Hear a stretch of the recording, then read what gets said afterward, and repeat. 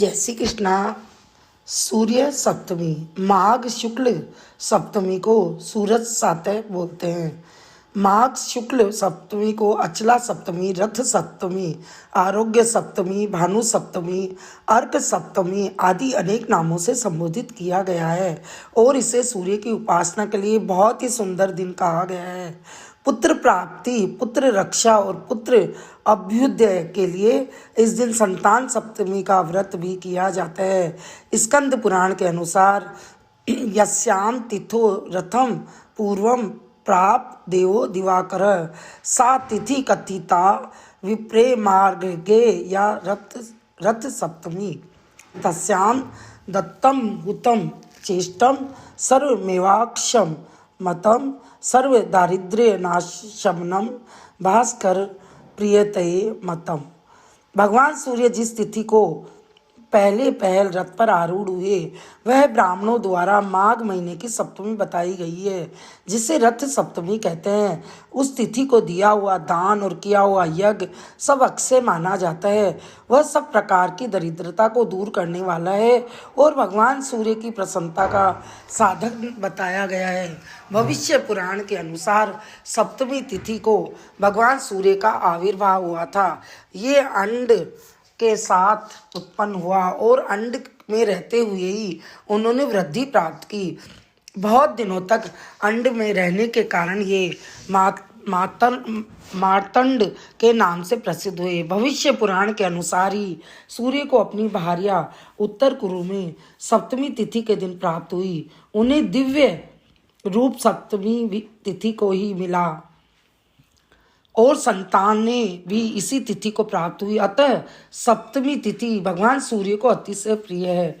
भविष्य पुराण में श्री कृष्ण कहते हैं, शुक्ल पक्षे तु सप्तयाम्भया यदादि तत्नित्य दिनम भवेत सप्तमी विजया नाम रत्रव दत्तम महाफलम स्नानम दानम जपो होम उपवास स्थित्येव च सर्वे विजय सप्त मपाम महापातक नाशनम प्रदक्षिणा य कुरुते फले पुष्पोर्दिवाकरम यह सर्वगुण संपन्न पूर्व प्राप्नयोत नूतम मम। भगवान श्री कृष्ण कहते हैं, राजन, शुक्ल पक्ष की सप्तमी तिथि को यदि आदित्यवार रविवार हो तो उसे विजय सप्तमी कहते हैं। वह सभी पापों का विनाश करने वाली है। उस दिन किया हुआ स्नान, दान, जप, होम तथा उपवास आदि कर्म अनंत फलदायक होता है। जो उस दिन फल पुष्प आदि लेकर भगवान सूर्य की प्रदक्षिणा करता है वह सर्वगुण संपन्न और उत्तम पुत्र को प्राप्त करता है। नारद पुराण में माघ शुक्ल सप्तमी को अचला व्रत बताया गया है। यह त्रिलोचन जयंती है। इसी को रथ सप्तमी कहते हैं। यही भास्कर सप्तमी भी कहलाती है, जो करोड़ों सूर्य ग्रहणों के समान है। इसमें अरुणोदय के समय स्नान किया जाता है। आक और बेर के 7-7 पत्ते सिर पर रखकर स्नान करना चाहिए। इससे 7 जन्मों के पापों का नाश होता है।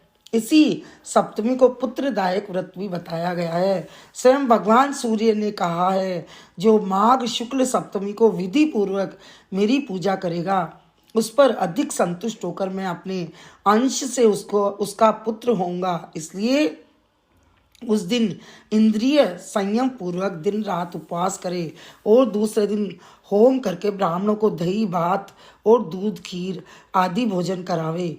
अग्नि पुराण में अग्निदेव कहते हैं, माघ महीने के शुक्ल पक्ष की सप्तमी तिथि को 8 दल अथवा 12 दल कमल का निर्माण करके उसमें भगवान सूर्य का पूजन करना चाहिए। इससे मनुष्य शोक रहित हो जाता है। चंद्रिका में लिखा है, सूर्य ग्रहण तुल्या ही शुक्ला माघस्य सप्तमी अरुणोदय गए वेलायाम तस्याम स्नान महाफलम।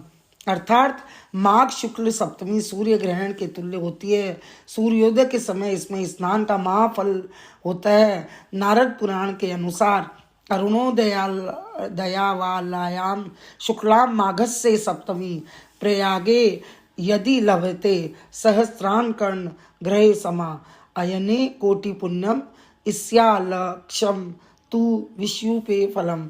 चंद्रिका में भी विष्णु ने लिखा है, अरुणोदया वेलायाम शुक्लाम मागस्य सप्तमी प्रयागे यदि लभ्यते कोटि सूर्य ग्रहण समाविष्ट।